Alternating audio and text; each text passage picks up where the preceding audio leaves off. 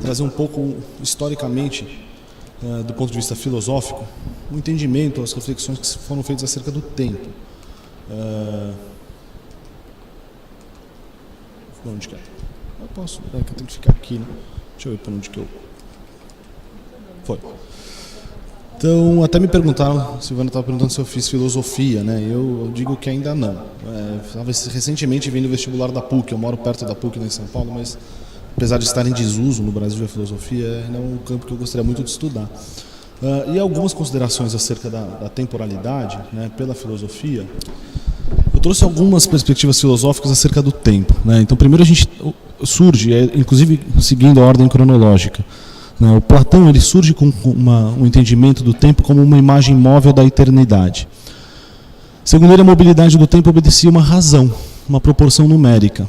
E é interessante porque surge com um conceito circular, né, desse tempo circular, do tempo eterno, cíclico. E aí a gente já vai para uma perspectiva mais aristotélica, onde o tempo ele tem uma sequência, ele tem um direcionamento. O Aristóteles já nos traz um entendimento do tempo com esse sequenciamento do antes, do agora e do depois. E esse agora, né, é tido como a perspectiva da eternidade. A esse movimento sequencial da experiência do tempo, a partir de Aristóteles, nos mostra e se assemelha mais com o que a gente tem como uma perspectiva do tempo profano, do tempo dos nossos calendários, né? Santo Agostinho já eleva essa discussão para uma dimensão religiosa. Ele é um filósofo cristão e ele nos traz um entendimento do tempo com uma distensão do espírito. Segundo palavras do Santo Agostinho, nada passa, tudo é presente, ao passo que o tempo nunca é todo presente. Esse tal verá que o passado é impelido pelo futuro e que todo o futuro está precedido de um passado. E todo o passado e futuro são criados e dinamam daquele que sempre é presente. Então já começa a surgir uma dimensão temporal relacionada ao sagrado. Então a gente divide muitas vezes o tempo profano do tempo sagrado. O tempo sagrado é um tempo da dimensão do eterno, que tem a ver com esse tempo platônico circular. E nós, obviamente, na nossa vida, né, o pessoal comentou, o André comentou do atraso. Eu costumo dizer que esse tipo de tema é sempre bom atrasar, né? Porque a gente sempre quer que a morte chegue atrasada para a gente, ninguém quer que ela chegue pontual. Mas esse é o tempo dos nossos calendários e relógios, e acho que, né, a gente vive aí em cidades grandes, essa coisa que a gente estava falando do trânsito, dos compromissos, parece que o tempo nos engole muitas vezes, né? E quando a gente está aproximando ou experimentando a finitude ou uma situação que ameaça a vida, é comum a dimensão e a experiência temporal ser modificada. E aí eu trago Kant. Kant ele já dá uma perspectiva para a gente que o tempo, na verdade, é uma condição subjetiva, ou seja, o tempo cronológico que nós temos de calendários, relógios, ou da nossa observação do movimento lunar, solar, é uma criação humana. Nós criamos esse conceito temporal, né? O Kant ele entende que, na verdade, o tempo ele é uma condição subjetiva, uma experiência que ultrapassa ou transcende a nossa capacidade de entendimento do mesmo. E para finalizar, o Bergson trouxe só esse exemplo, de novo, seguindo essa cronologia histórica, do tempo vivido não é mais o tempo das medidas. E eu estou dizendo isso porque quando a gente vai para a psicopatologia, né, muitas vezes nós fazemos essa investigação dos nossos pacientes de como que ele está experimentando a temporalidade. Então é comum, quanto tempo de vida tem? Depende muito, o que você vai fazer com o tempo que você tem? Você pode ter, né, pode falar, você está rígido, saudável, tem aí 60 anos pela frente e não vai fazer nada de útil. Ou eventualmente você tem semanas, dias, você pode fazer muita coisa, né? Já ouvi paciente me dizer que recebeu uma visita da fisioterapeuta que falou: agora é bom você começar a aproveitar para fazer pequenas coisas, porque grandes coisas não dá mais para fazer, né? Mas depende. Às vezes você consegue fazer grandes coisas, ou talvez o maior ato em vida próximo da morte. Então a finitude ela nos redimensiona a temporalidade. E aí a gente vai entrar um pouco. Eu trago como referência o Jaspers. Ele é um psicopatologista que dava, ele era de Heidelberg, na Alemanha, e ele dava um treinamento de psiquiatria na filosofia, de filosofia na psiquiatria, um psicopatologista, um psiquiatra forense, e é a base dos estudos que eu tive durante a formação de psiquiatria. Mas O Jaspers, então eu fui buscar na obra dele, ele tem um tratado de psicopatologia de 2 volumes, e eu fui buscar via índice remissivo, onde ele trazia a discussão da finitude ou da morte ou do tempo. E ele já traz, na parte 1 dos fenômenos psíquicos individuais, ele vai trazer para a gente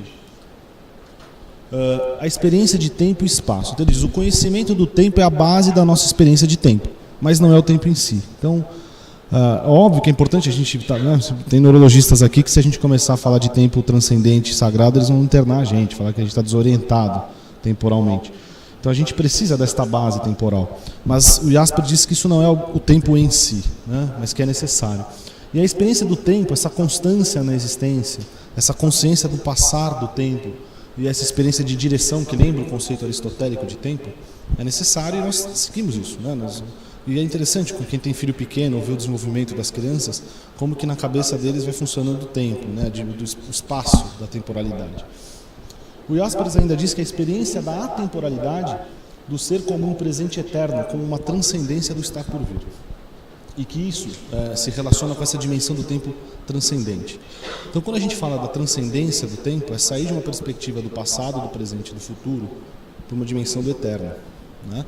Quando a gente fala de legado, quando de repente a gente está aqui discutindo um tema para passar para frente um conhecimento, que de repente isso vai ser passado para frente, isso vai seguir, vai ultrapassar a nossa perspectiva temporal de vida. Só que aí tem um ponto, né?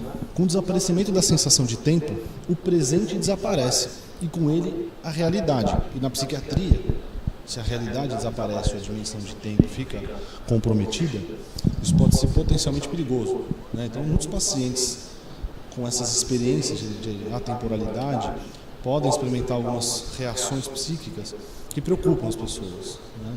Obviamente que em alguns quadros psiquiátricos isso acontece e é patológico. No estudo biográfico, ele vai falar sobre os limites da vida individual e da sua história. Então ele já parte dizendo que nenhuma vida realiza tudo o que quer.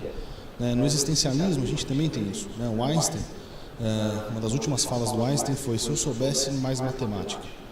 Então o Einstein morreu achando que não sabia matemática. A gente pode morrer achando que não fez tudo, né? A gente está permitido, no sentido dessa incompletude existencial. Então o Jaspers coloca isso: nenhuma vida vai se realizar por completo, tá? Durante a vida, tudo tem uma qualidade do até agora, ou seja, sempre há uma possibilidade. Por isso que quando o paciente está lá em fase final de vida, com câncer metastático, você controla os sintomas, ele tem uma grande angústia com relação ao tempo de vida que ele tem. Mas é isso, ele está tão vivo quanto a gente, ele tem possibilidades. E cabe a nós, pensando na questão da dignidade, da promoção de qualidade de vida, potencializar a autonomia desse paciente, para que ele possa exercer sua liberdade, seu livre-arbítrio, enquanto tem tempo, né? Enquanto o coração estiver batendo, né? Quando confrontados com uma pessoa morta, nós somos arrancados das noções que encaramos a vida. Isso a gente sabe, vide critérios diagnósticos de estresse pós-traumático, né? A gente passar por testemunhar uma situação de morte, né? Ver um cadáver, alguém sendo executado, assassinado, geralmente, ou mesmo só ver um cadáver, né? Isso mexe muito com a gente, né? O ser humano ele é sensível a essa experiência. E a gente acaba sendo, quando confrontado com isso, arrancado da nossa realidade. É como se de repente a finitude voltasse a ser algo real. A gente vai falar mais para frente uma coisa que o Freud já dizia, que nós somos inconscientemente convictos da nossa imortalidade. Por isso que esse tipo de discussão, de aula, angustia. Porque você fala: mas eu sabia que eu ia morrer um dia. Mas de repente quando a gente começa a falar disso, parece que pior, né? A forma em que encontramos um homem no momento de sua morte é revelador. Eu acho que isso é importante, porque é interessante, tem uma coisa assim: a pessoa geralmente ela morre da maneira que ela sempre viveu, né? Vai fazer grandes mudanças, ela vai morrer transformada. Há uma grande romantização nos cuidados paliativos hoje em dia, uma coisa assim, né? De uma onipotência, acho que diante da impotência, da finitude, uma onipotência de transformar, de modificar a vida das pessoas. E aí o Jaspers diz: a pessoa vai morrer do jeito que ela viveu, né? E se ela morrer assim, ela está cumprindo, né, esse ciclo dela. Isso é uma frase do Jaspers, eu acho uma das mais bonitas dele, onde ele fala, de novo, diante da questão da incompletude, que o indivíduo pode se tornar completo apenas se ele compreender, perceber e amar tudo aquilo que ele nunca será ou nunca poderá ser. Ainda na parte 6, o ser humano como um todo, aqui ele vai trazer um pouco a questão da liberdade, né? É uma outra discussão quando a gente pensa em autonomia. Quanto que somos autônomos ou livres nas nossas escolhas? E ele diz que o ser humano, diferentemente das outras formas de vida, é capaz de exercer uma mudança, né, nos inputs recebidos, não funcionando como um arco reflexo. Nós temos esta capacidade de sermos livres. E que a gente pode, diante dessa percepção de incompletude, de que nenhuma vida se realiza, a gente jamais vai conseguir dar conta de acessar a totalidade. Acho que esse é o limite que nos leva para a dimensão do sagrado, do espiritual. A gente pode buscar papers, artigos, fundamentação histórica, a gente vai estar no limite até onde dá para chegar nisso. E a própria metodologia psicopatológica do Jaspers consiste em uma avaliação, uma abordagem multimetodológica da experiência psíquica. E por isso mesmo ele diz que é inacessível a totalidade do ser humano. Ainda que você tenha uma visão monoísta, dualista, triaísta, você vai pensar corpo-mente, espírito, ou uma unidade. Bom, quando ele fala da finitude do homem como autoiluminação, eu vou dizer o que é isso que o Jaspers chama de autoiluminação. A personalidade original é decisiva no enfrentamento da morte. E a gente estava falando sobre isso, tem pacientes com transtornos de personalidade ou com algumas características de personalidade que a gente vai ver isso marcar e determinar muitas vezes o fim da vida dele. E aí voltamos para a discussão de autonomia. Transtorno de personalidade pode ser um transtorno psiquiátrico crônico, persistente, ou seja, que exige cuidados paliativos. Bom, a finitude não satisfaz o homem, apenas buscando além do ser em si, além do infinito e do outro, o homem se satisfaz. Então a gente está aqui discutindo numa sexta-noite um tema, a gente está buscando, e além dessa discussão de finitude, para onde que isso vai? A finitude do homem se encontra descanso na fé do ser de Deus. E o Jaspers também cristão, filósofo, apesar de entenderem que existencialistas, de maneira geral, são ateus, nós temos alguns existencialistas cristãos. E o Jaspers já toca aqui, nessa dimensão do sagrado, onde esbarra a finitude e o limite do nosso conhecimento sobre isso. E o homem não é apenas finito, essa é uma condição nossa. A nossa diferença para os outros seres é que sabemos, temos consciência da nossa finitude. Apesar de fazermos muitas vezes muito pouco com isso. Um grande recurso que a gente tem é que a gente usa pouco. Então ele diz o seguinte: aquilo que se encontra além das margens do conhecimento, segundo o Jaspers, a gente só vai conseguir atingir ou encontrar a partir de um processo que ele chama de iluminação filosófica. Ou seja, chegamos na margem do limite do nosso conhecimento. A gente chega até aqui. Daqui para frente a gente não consegue chegar.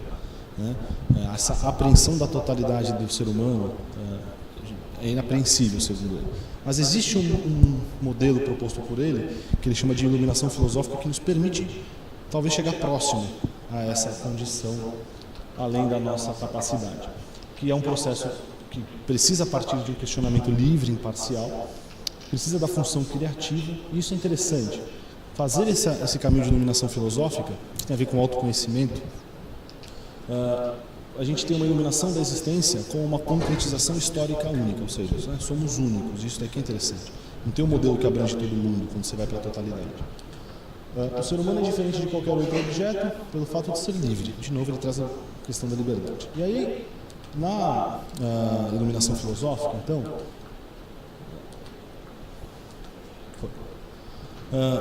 que é um processo que vai partir de um questionamento livre, imparcial, e que envolve uma fonte da razão. Como filósofo, a razão, a racionalidade, a lógica, é um dos pontos de partida para esse processo. E a potencialidade da existência, ou seja, uma abertura. Somos seres livres, podemos construir sentido na nossa vida, sempre, e a gente vai passar. E aí existem alguns elementos que são condicionais para que a gente atinja a iluminação filosófica. Um deles é a insuficiência. E aí basta a gente estar doente, fazendo cocô lá na fralda, fazendo de dependência íntima, no leito, sem poder levantar com dor. Insuficiência.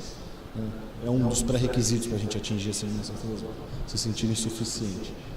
Ter contato com o elemento indeterminado, que é esse limite do nosso conhecimento. A gente não consegue. É comum ter conversas sobre religião e espiritualidade com os pacientes em fim de vida é uma experiência muito interessante. E muitas vezes a gente chega nesse limite do conhecimento, às vezes eles esperam que a gente, psiquiatra, nós psiquiatras tenhamos assim, olha, eu sei o que vai acontecer, eu não sei o que vai acontecer, a gente está ali junto para tentar entender o que pode acontecer, enfim, explorar esse limite do indeterminado. O desejo pela unidade, ele chama de uma memória compreensiva ou uma memória pré-existencial, que vai para a questão temporal, né? Não é a memória da minha vida, de quando eu nasci, do que eu lembro da minha experiência biográfica, mas dessa memória cósmica, essa memória do todo, que o último componente é a conscientização da eternidade, que ele chama de refúgio no tempo da eternidade. E aí, com esses elementos, a gente conseguiria extrapolar esse limite do conhecimento, que ele chama de iluminação filosófica. Isso é a base do Jaspers. O Heidegger, que é um outro autor que eu também fui ler, e que eu acho que ele traz uma ideia da finitude e da angústia da morte, que é muito interessante. Eu vou resumir, porque é uma linguagem densa, mas ele coloca que a angústia com a morte é a angústia com o poder ser mais próprio, irremissível e insuperável, frente à possibilidade mais extrema da existência. Para o Heidegger, a gente não sofre diante da morte pelo fato de que nós vamos deixar de existir. Segundo Heidegger, a finitude nos angustia, porque quando a gente se dá conta dela de uma maneira mais concreta, né, a gente tem uma possibilidade existencial maior. É isso que ele fala, de uma existência que ele chama de mais autêntica, mais própria, irremissível.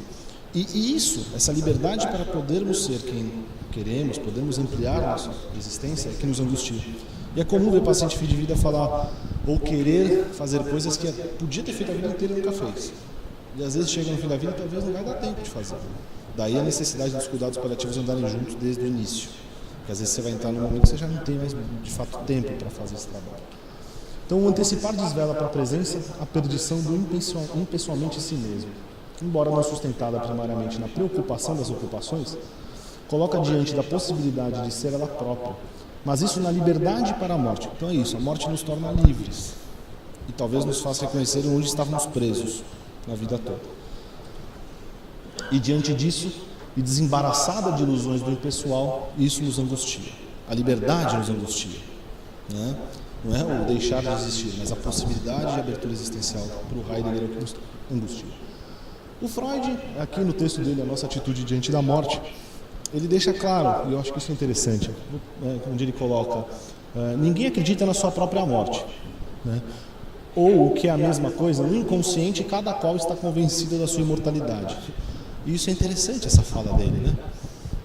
E aí tem um texto que eu vou trazer um outro autor, que é o Ernest Becker, que também trazia isso, né? Ele fala da negação da morte, um best-seller, um livro que vale muito a pena ler, da década de 70, mas Freud já dizia também isso, né? No nosso inconsciente, e é isso, sexta-feira à noite, ninguém está saindo daqui e fala, putz, vou morrer amanhã, todo mundo está pensando, fazendo planos, né? Para a semana que vem, para daqui a um mês, para as férias, óbvio, né? A finitude está ali, mas ela não se faz consciente, né? Ela fica ali, de certa maneira, permeando a nossa existência, nossa consciência, mas ali no fundo a gente tem uma sensação de que a gente é imortal. E de certa maneira precisa ter um pouco isso, como um mecanismo de defesa para enfrentar a vida. Porque se todo mundo tivesse contato constante com a finitude e com essa ameaça da morte, talvez a gente não fizesse planos, né? Não fizesse muitas coisas importantes e necessárias. A Marne Louise von Franz, ela é uma contemporânea do Jung, e ela tem um livro que chama Os Sonhos e a Morte. E ela tem umas passagens muito interessantes. Então, tem relatos de sonhos de pacientes em fase final de vida, esse é o livro dela, a proposta dela é discutir esses sonhos, que vão mostrar símbolos de continuidade da vida. Isso é interessante. No psiquismo dos sonhos, de pessoas que estão próximas à morte, os símbolos e as experiências oníricas dos sonhos são de continuidade, né? Daí que tem essa dimensão espiritual de segmento da vida após a morte. E o processo de mumificação, ela cita o processo de mumificação realizado no Egito, essa coisa de mumificar, né, o corpo, ou muitas vezes em alguns sonhos aparecia, tem um sonho muito interessante de uma floresta que pega fogo e fica, o que sobra desse incêndio todo é uma pedra, né, é um elemento, como se fosse um elemento eterno daquilo tudo, que vira pó, né, tem alguma coisa que se mantém. E ela faz essa correlação com o processo alquímico da busca da pedra filosofal, né? E aqui na teoria junguiana, acho que é bastante interessante e vale a pena para quem quiser ir além desse livro. Ainda com relação ao Jung, tem uma... O Jung coloca... Volta um pouquinho para mim, por favor, só para ver se... não, tudo bem. A teoria junguiana da psicologia analítica, né, ela se debruça em cima de um processo que é chamado de individuação, que é um processo de tornar-se si mesmo, né? Então, um processo psicoterapêutico pautado na psicologia analítica É um processo onde você vai ajudar aquela pessoa a se tornar quem ela é. E segundo Jung, né, quando a gente vai entender esse processo, não é um processo de se preparar para a vida, mas é um processo de se preparar para a morte. E esse processo de se preparar para a morte nos empurra, né, para sermos quem somos. O Ernest Becker, e aí de novo nesse livro A Negação da Morte, é um livro muito bom, ele traz algumas coisas interessantes sobre a questão do heroísmo. Ele diz que o heroísmo, nossas buscas heróicas, elas se pautam, né, no reflexo do terror da morte. O que nós mais admiramos é a coragem de enfrentar a morte, né? Os grandes heróis da mitologia, os grandes heróis das nossas histórias. Até hoje a gente ainda busca heróis, né? Recentemente lembramos da morte do Senna, né? Um grande herói nacional que também morre tragicamente, né? Numa batalha, numa disputa, e andando a 350 por hora, com risco de morrer enfrentando esses riscos. E a gente tem também os heróis, né? Na mitologia grega, os heróis, eles eram aquelas pessoas que tinham a capacidade de entrar no mundo dos mortos, no Hades, e voltar vivo, né? Então, o heroísmo ele é um mecanismo, muitas vezes, impulsionado pelo terror da morte. Ritos e cultos religiosos também tem essa figura de alguém que, esse herói que vence a morte, ou no caso Jesus Cristo, que ressuscita. Ele faz no livro uma inferência a algumas religiões como o budismo, hinduísmo, que se propõe a dizer que a gente não quer renascer, né? O ideal é não voltar, né? Mas ele diz que na verdade isso é um fingimento, né? Uma maneira de negar esse terror da morte, essa vontade de permanecer vivo. Ele diz que o temor da morte é natural e está presente em todos os indivíduos, que ele é o temor básico que influencia todos os outros e que temos ao qual ninguém está imune. Pode passar. E aí ele cita, tem esse psicanalista, ele cita algumas vezes no livro. E são falas muito interessantes, entendeu? Porque por trás da sensação de insegurança diante do perigo, por trás do sentimento de desânimo e depressão, sempre se esconde o medo básico da morte. Um medo que sofre elaborações muitíssimo complexas e que se manifesta de maneiras muito diferentes. Ninguém está livre do medo da morte. As neuroses de angústia, os diferentes estados fóbicos, aí ele vai falar de depressão, de esquizofrenia. Tem um conceito atual, né, que eu vou mostrar para vocês, baseado nessa ideia do Ernest Becker. E aqui ele já faz um correlato com vários diagnósticos psiquiátricos. Para ele, todas as condições psiquiátricas estão pautadas no medo da morte, né? Isso vem de alguma maneira implícito. Mesmo no suicida, né, que vai buscar a morte, né? Muitas vezes ele morre de medo de morrer, né, e quer trazer para si esse ato de matar-se. Pode passar.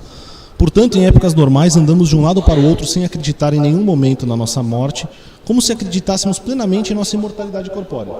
Né, como Freud dizia da questão de estarmos inconscientemente convictos da imortalidade. Estamos preocupados em dominar a morte. Alguém dirá, é claro, que sabe que vai morrer um dia, mas que não se importa. Está aproveitando bem a vida e não pensa na morte e não faz questão de se importar com ela. Mas isso é uma admissão puramente intelectual e verbal. Do ponto de vista afetivo, isso está reprimido. E é o tema do livro do Becker, que é a negação da morte. Eu não sei se, assim, é uma pergunta que a gente podia fazer. Quem não tem medo de morrer? Alguém vai levantar a mão, né? Talvez agora não levante, mas eu lembro de uma conversa com um colega psiquiatra em São Paulo, quando eu comecei a fazer um optativo no R3, em cuidados paliativos, eu falei isso para ele. E ele me deu uma invertida, que na hora eu não peguei, né? Mas fiquei incomodado com aquilo, né? E é óbvio que você tem medo. Alguém que não tem medo da morte está em negação. Está em negação. Não tendo medo da morte não está em contato, está dissociado, está negando. É uma condição que nos amedronta, nos aterroriza, na verdade, né? E é importante estar em contato com isso, não para ficar paralisado, né, e adoecer, mas que isso pode nos potencializar a viver melhor. E esse é o conceito do Becker. É interessante, isso é uma teoria da psicologia social e existencial, desenhada a partir de perspectivas existenciais, psicodinâmicas e evolucionárias, para compreender a potente influência das preocupações acerca da mortalidade, da mortalidade no sentido do comportamento. E parte do Becker. Isso é chama teoria de gerenciamento do terror. Terror Management Theory. Então você imagina uma teoria de gerenciamento do terror. É um construto teórico que diz para nós que o medo da morte permeia as condições psiquiátricas de maneira transdiagnóstica. Todos os diagnósticos da psiquiatria, ou grande parte deles, carrega de alguma maneira este medo da morte, né, na raiz, na psicogênica manifestação. Isso é um ponto interessante. O Ernest Becker colocava isso, né? A gente lida com os pacientes nesse sentido, né? A gente está sempre esperando o melhor, claro, e se preparando para o pior. E é um paradoxo existencial. Todo mundo está fazendo planos para daqui uma semana, um mês, um ano, 10 anos, mas ninguém sabe se vai morrer. A gente fica nessa grande linha de tensão. E essa teoria ela coloca um ponto que é interessante, que é uma discussão, um ponto de clivagem entre cultura ou as exigências culturais, é mais ou menos aquela coisa do gabarito social, né? Que nós somos resultados da expansão. Não, você tem que fazer isso, tem que fazer faculdade, tem que fazer não sei o que, tem que fazer nada. Que é correto, socialmente falando. Versus a autoestima, que é aquilo que faz bem para mim. E é muito comum ver nos pacientes que vão seguindo a vida toda dentro dessa perspectiva da exigência cultural, deixando de lado escolhas que têm mais a ver consigo mesmo, essa coisa de tornar-se a si mesmo, de fazer escolhas com mais liberdade. E isso geralmente é um fator relacionado ao sofrimento e fim de vida. E é isso, né? Acho que assim, esse tipo de experiência da finitude não dá para a gente falar que isso vai ser legal, falar, é tranquilo, né? As borboletas vão voar, você vai se transformar. É difícil, é uma experiência difícil que tem que ser feita em vida. E de preferência quando a gente tem saúde e está podendo desfrutar da vida de uma forma mais autêntica. Então eu acho que o recado de hoje é esse, a ideia era trazer um recorte de alguns autores. E acho que amanhã a gente vai poder avançar mais nessa discussão. Eu vou agradecer e passar a palavra. Obrigado.